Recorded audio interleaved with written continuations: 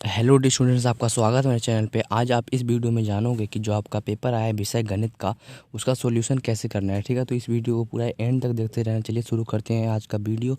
तो आज का पूरा अंक है 40 नंबर का।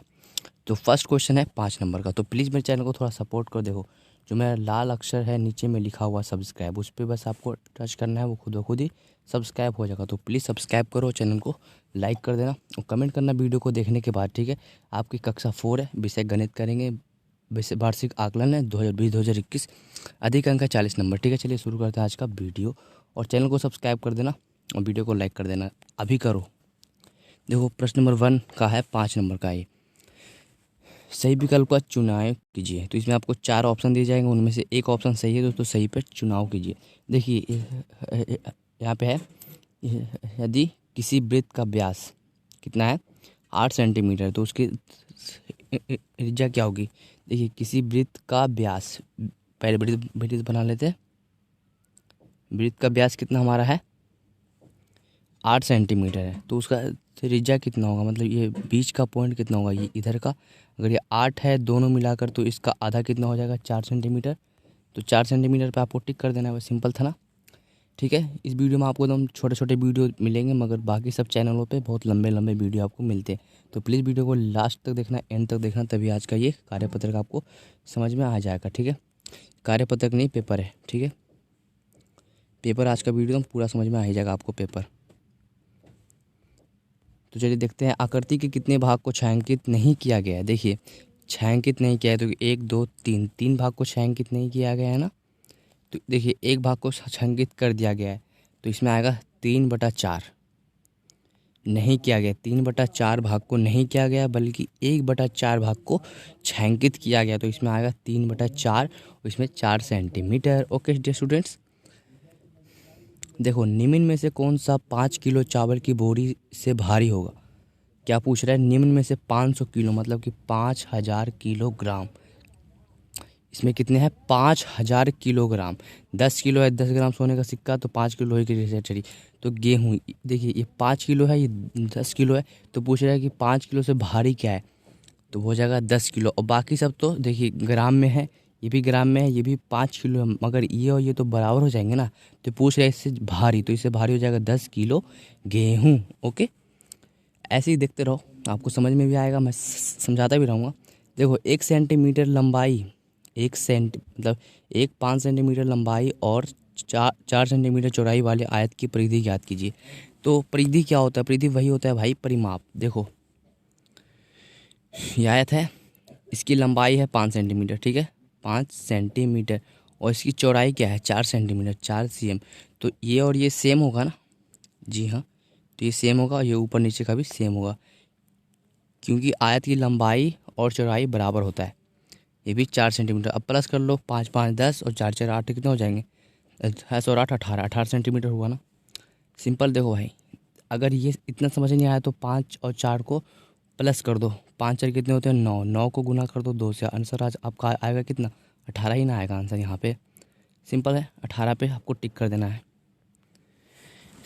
18 पे टिक कर दिए, गुड।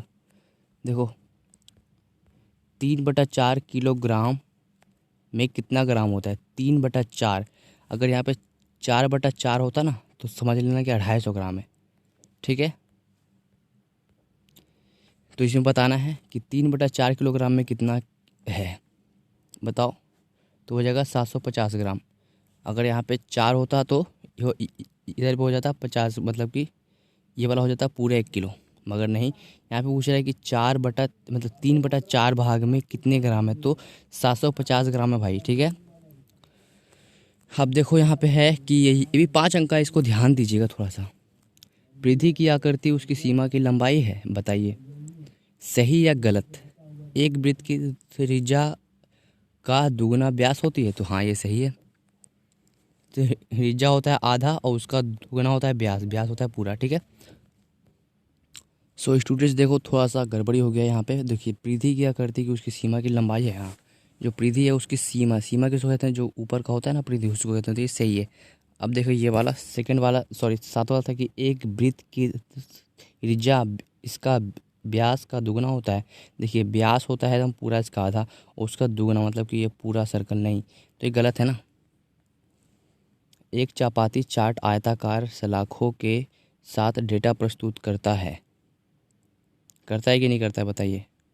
एक चपाती कुछ इस प्रकार का होता है, ठीक है, उसमें से सलाखें डेटा प्रकाश करता है, तो नहीं, गलत है ये भी। इस पे आपको सही का टिक करना है, इस पे गलत, इस पे गलत। अब देखते हैं आगे कि एक 12 किलो चावल की बोरी 1200 ग्राम गेहूं की बोरी से हल्का होगा। हल्का होगा कि नहीं होगा, देखिए एक 12 किलो चावल की बोरी है और 1200 ग्राम बोरी की हल्का होगा नहीं, जो ये है ये भारी होगा, ये हल्का होगा, उल्टा यहाँ पे कहा गया है, तो ये भी गलत है। समझ गए। देखिए पूछ रहा है कि ये 12 किलो, ठीक है, 1200 ग्राम से हल्का है, नहीं ना, बल्कि 12 किलोग्राम से 1200 ग्राम हल्का है, ठीक है। तो इसमें सही, रॉन्ग रॉन्ग रॉन्ग। अब देखते हैं ये वाला, विभाजन को बारंबार जोड़ विधि से भी हल किया जा सकता है। विभाजन तो सही है। देखिए जो विभाजन होता है, भाग होता है, हम उसे बारंबार जोड़ से भी विधि के द्वारा भी हल कर सकते हैं, मगर ये कोई जानता नहीं है। चलिए देखते हैं नेक्स्ट क्वेश्चन है कि विस्तृत घटाव विधि द्वारा हल करें। तो हमें इस यहाँ पे क्या करना है, हमें यहाँ पे भाग करना है, वो भी विस्तृत, जिस तरह से एक एग्जांपल दिया गया है, ठीक है, उसी तरह चलिए हम बनाते हैं इसको। सो स्टूडेंट्स देखो कुछ इस प्रकार का हमारा जब करोगे घटा तो हाँ कुछ इस प्रकार का आएगा। देखिए जो ये वाला स्टार्ट वाला है उसे हमें बीच में लाना है, जो फर्स्ट वाला है, जो सेकंड वाला है उसे हमें फर्स्ट में लाना होता है, ठीक है।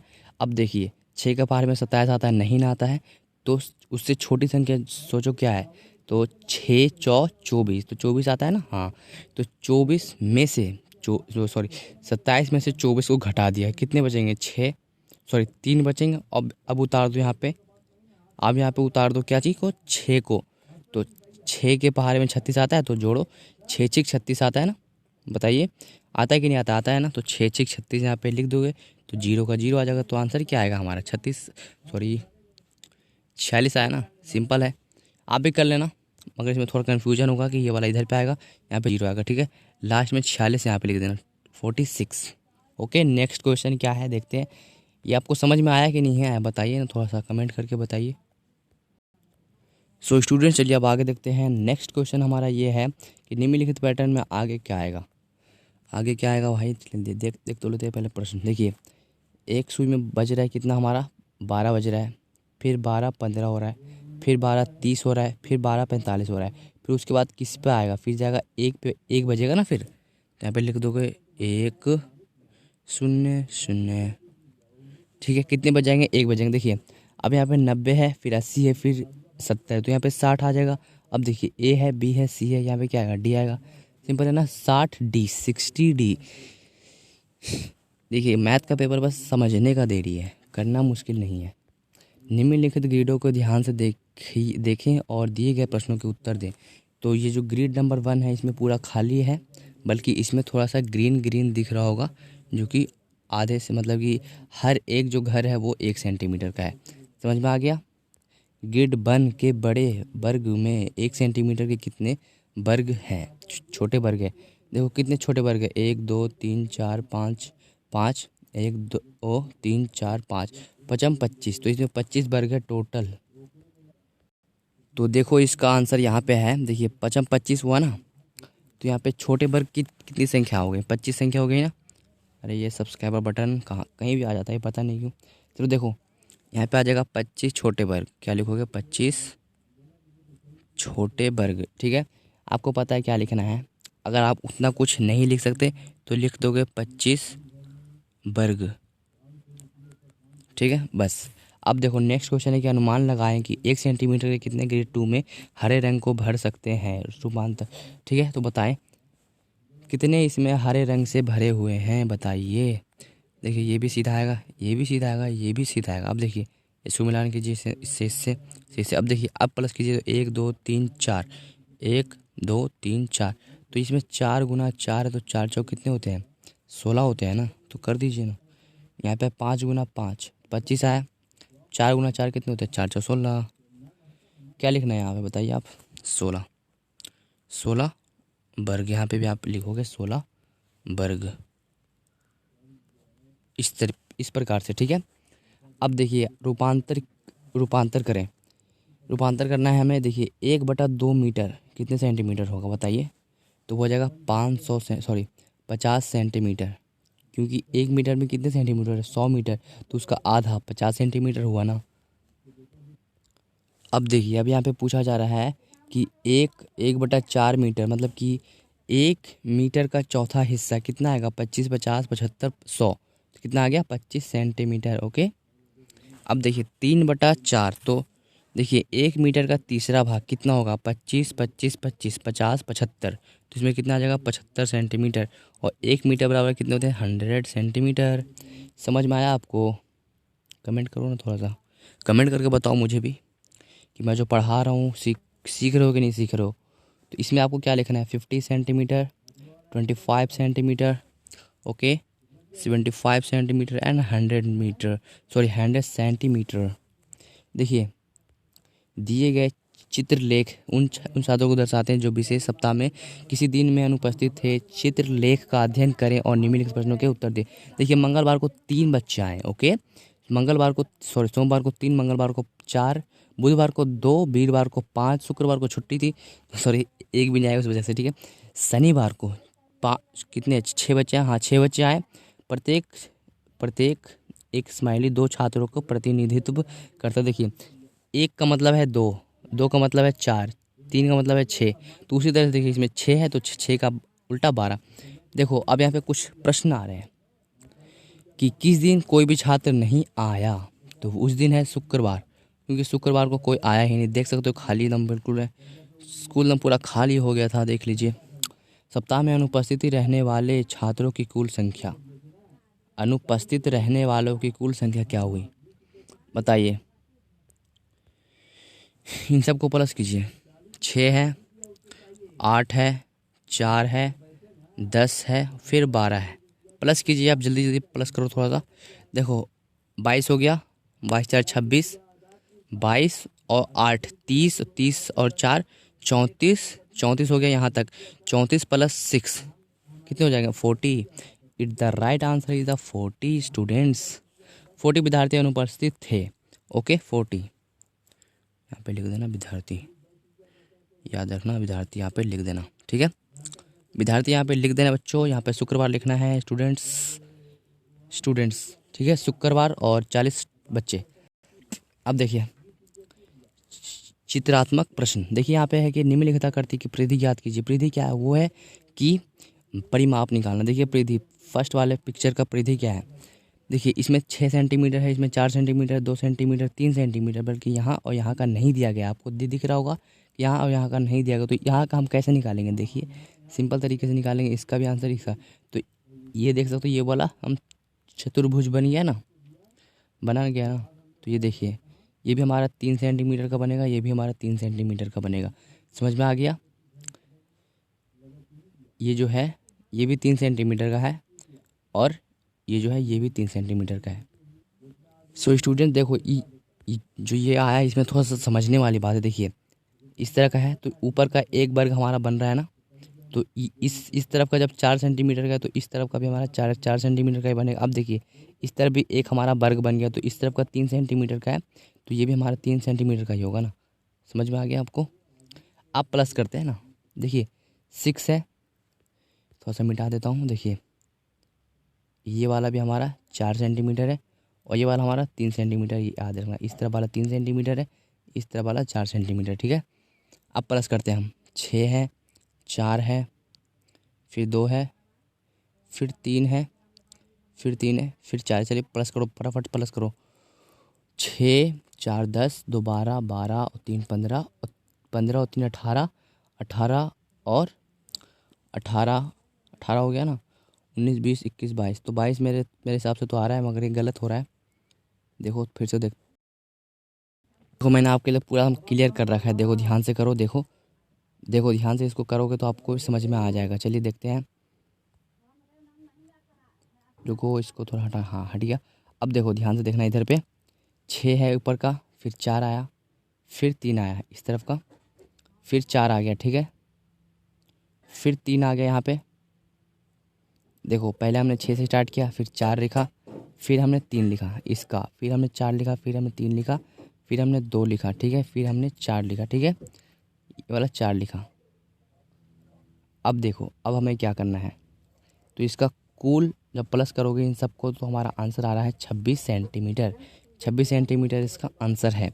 अब देखो इस इधर वाले का भी हमें उसी प्रकार से आंसर निकालना है। तो देखो इस तरफ